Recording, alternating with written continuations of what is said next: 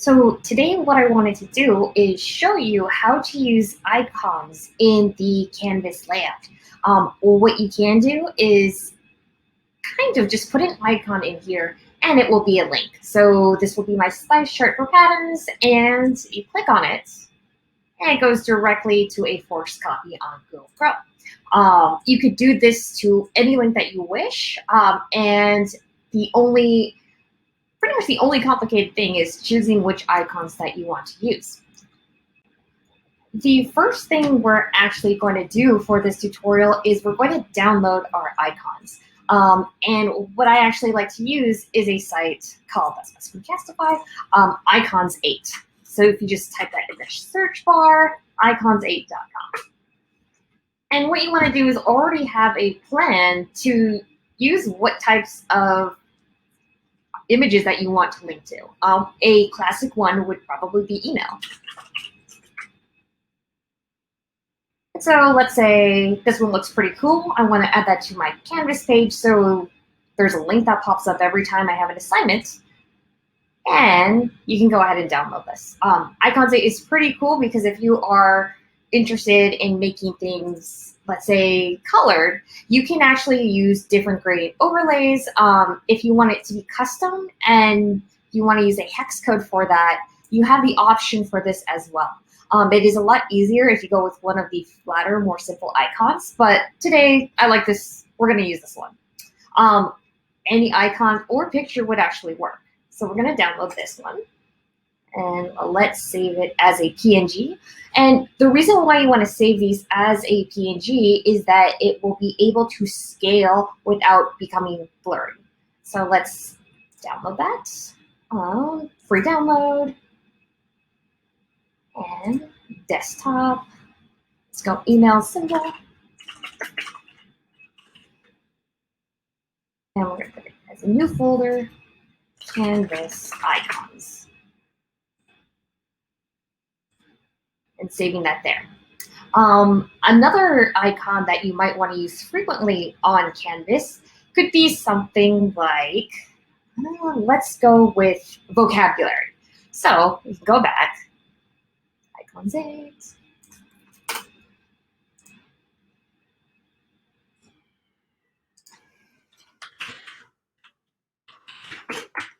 And let's see what just pops up.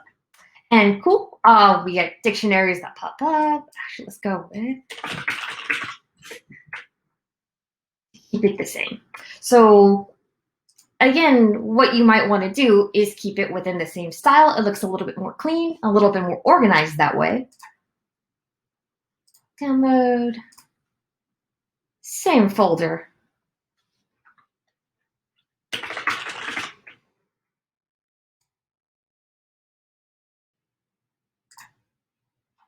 And another one that you might frequently use on Canvas. What else? Let's just go with a phone.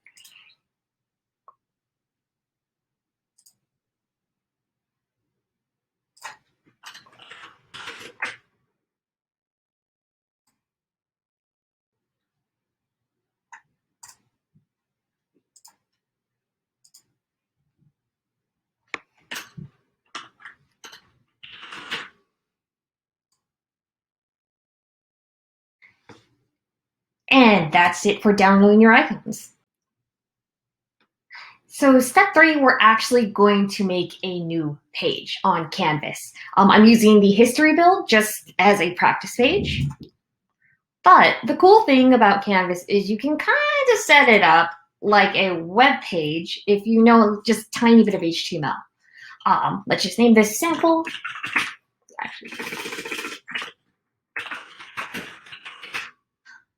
And what we're actually going to do is put a table in here. And the reason why I want to put a table in here is so that the icons don't jumble up as one big vertical mess depending on the screen size. It's just laid out nice and evenly. So we're going to put a table. Let's go with, we put 3 across, 3 across. And the other cool thing with Canvas tables is there's actually a way to customize it, although it's not super evident at the beginning.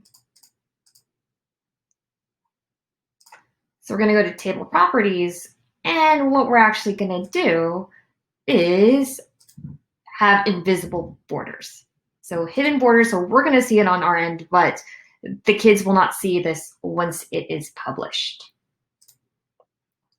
The next thing that you want to do is we're going to have to upload all of the icons that we just downloaded into Canvas. So we're going to go to Images. We're going to upload new image and go right to our folder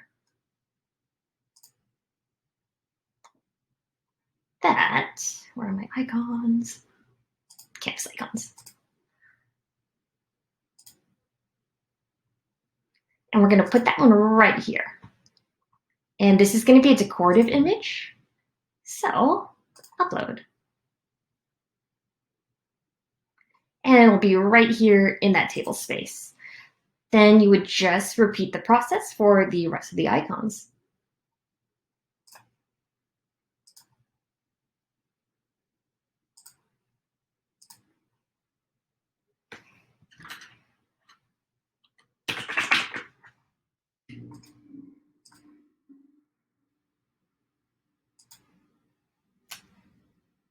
And the last one. And oh.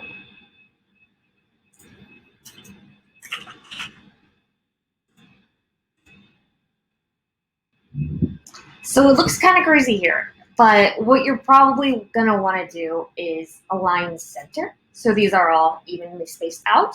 I think these are a bit small, so let's adjust the size a tiny bit so they're a little bit bigger. And we're going to save and publish just to see what it looks like. And so it should end up like this. The next thing we're going to do is we are going to add a URL to these. So these all become hyperlinks. So we're going to go to Edit. And this is going to be, it's going to be the same layout. So what we're going to do is actually we're going to highlight this. So you get this highlighted thing with the 4 corners, and we're going to add a hyperlink. So link to URL. And what that's going to do is as soon as you click on the image, it doesn't have to be text, it'll link it to wherever you want it to go.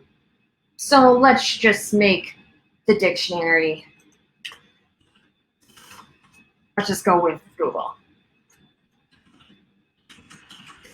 It is to get the URL because